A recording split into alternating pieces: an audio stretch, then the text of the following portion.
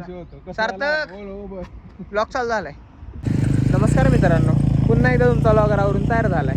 आम्ही चाललोय फिरायला. तुम्हाला दाखवूया हळूहळू कुठे चाललोय. लौकिक पण आहे आपल्यासोबत. काय कर, आपली बुलेट आहे, बाकीचे मंडळी यायला लागलीत पाठीमागं. तर आता आपण तामिनी घाटाच्या पुढे जाणार आहे आणि आपल्याकडे 2 बुलेट आहेत. शूज तर तुम्ही सगळ्यांचे बघू शकता. आणि आता आपण चाललोय ती जी शाईन आहे पुढची ती वरती जाणार आहे की नाही हे आम्हाला कन्फ्युजन होतं. पण आता आम्ही बघितलं थोडासा लेट स्टार्ट केला. आता जी वॅगन गेली, बघायला पाहिजे होतं. पुढे जर काय भेटलं तर आपण बघू दुसऱ्या टेक्निक. Bye bye. इथे सगळ्यांचा फोटोशूट चालू आहे, बघू शकता. एंट्री मारायच्या आधीच कार्यक्रम चालू. आम्ही चाललेलो इकडं सावळ्या घाटाला. तिथं जाता जाता आम्हाला खूपच मोठा झरणा वाहताना दिसलाय. सो थांबलो तिथे. छोट्याशा एरियात हवा. तुम्ही बघू शकता आमच्या सोबत कोण आले. Hello guys, welcome back to my channel.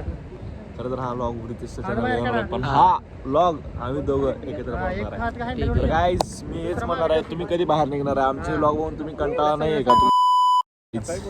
हे कट होणार आहे. सो काय नाही बोलू शकत मी. संकेत काय म्हणणं आहे? यायला 5 किलोमीटर. हा सोम पुढे गेलाय. तू चालू केलं ना, थांबू नको तर फक्त. आता आपण आलोय एका थोडासा स्पॉट होता तिथे थांबलोय. आता पुढे जाऊन तर मी इथे या स्पॉटला एवढा वेळ घालवतात. वरती गेलो तर इतका डेंजर व्ह्यू आहे हे यांना माहिती तू नाही. गेलाय का कधी? आता आपण बघू. हो, मी जाऊन आलोय. जाऊन आला आणि मी कसं जाऊन आलोय तर हे तुम्हाला तिकडे दिसतंय का? काय नाही, झूम होत नाही. झूम होत नाही का? सॉरी. ठीक आहे. हे दोघं जसे आलेत तसं मी येऊन गेलो. असं आहे का? बरोबर, ठीक आहे. जाता तर थांबलोय. खूप लेट झालाय हर्षामुळं. काय रे हर्ष, का थांबलं एवढं? लेट झाला या महाशयांमुळे. हा. कोणता मासे? मी काय लेडी वगैरे केलं नाही. सूरजचे फोटो काढण्यात वेळ गेला अर्धा तास आणि सूरजचं तोंड या कॅमेऱ्यात बसत नव्हतं. बघू शकता अजून ती पोच द्यायला लागला तिकडे. 2 कॅमेऱ्यात बसावं लागतं. त्यामुळे टाइम चालला आमचा. चला जातो, निघतो आम्ही पण. आता जाता थांबलोय. व्ह्यू बघू शकता कसे डोंगर. Bye bye. फायनली आलोय सावळ्या घाटमध्ये. चाललोय आता चालत चालत. ट्रेक आहे 2 किलोमीटरचा. तिथून तुम्हाला व्ह्यू दाखवतो. हा रोड आहे बघा. बापरे, गाडी घातली इथं 4 व्हीलर बघा. आम्ही चालत चाललोय. कशी हवा. कुंडलिक व्हॅली आणि सावळा घाट इकडे. बापरे, काय व्ह्यू आहे. बापरे, कसे सगळ्यात खाली वॉटरफॉलला झाले तिथं पण जायचं आपल्याला. करेक्ट 500 फोटो काढलेत. आत्ताच फोटो काढून झालेत. बघू शकता सगळे ट्रेकर्स. सूरज, हर्ष. ट्रेक चालू झालाय थोडासा. 1 किलोमीटर आहे. तुमचा व्लॉगर काय जमत नाही, बट सगळे वरती हळहळ लागलेत, दमलेत. बापरे, धबधबा बघा. हो भाई भाई भाई, जायचं आपल्याला थोड्या वेळ ना. 2 मिनिटात दमले सगळे.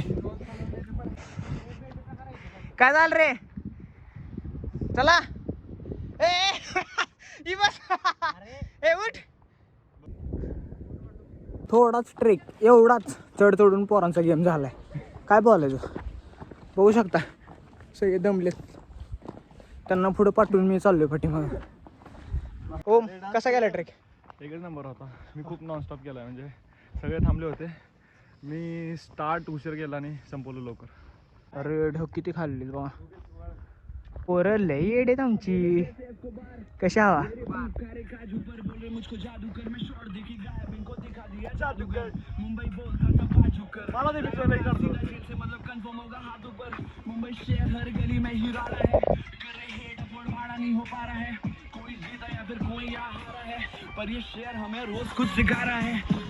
ट्रेक झालाय एक छोटा. त्यानंतर जेवायला थांबलोय तिथं हॉटेलवर. कांदे वेळ खायला.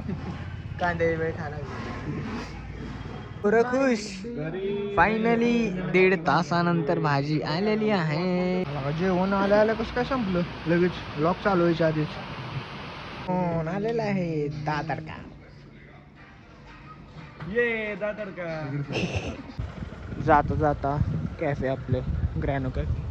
सो चाललो तिथं कॉफी प्यायला. वरती चालतं काही असं एका कॅफेमध्ये इथे एक ग्रॅनो म्हणून कॅफे. एक मिनिट माझा अवसर. हां ओके चला आत येतो आता. इकडे हर्षदादा आणि ऋतुराज दादा बसले. आपला कॅमेरामॅन म्हणजेच ब्लॉगर आपला रितेश दादा कॅमेरा धरलेला आहे. आणि आता आपण येतो इकडे ऋतुराज दादा 5 तास उन्हात फिरून चेहरा मस्त झाला. टाइम नाही भरलेला आम्ही मेनू बघालोय. पाऊण तास झालं. सिलेक्शन कायच होणार काय घ्यायचं रितेश तू झाली डस्टर झालं की मी तीच घेणार. इथं बघा वरती जाऊन बसला मोर. आता निघा लागलोय. हो खूप कंटाळा आलाय. कंटाळा तर आलाय तसा, पण आत्ता आम्ही एकदम छान कॅफेमध्ये गेल्यामुळे मूड पण अजून 20 ट्रिप मारू शकतो आम्ही. आम्हाला कंटाळा नाही आला. त्याला आला या नवीन पोरगं. नवीन मला नाही आला.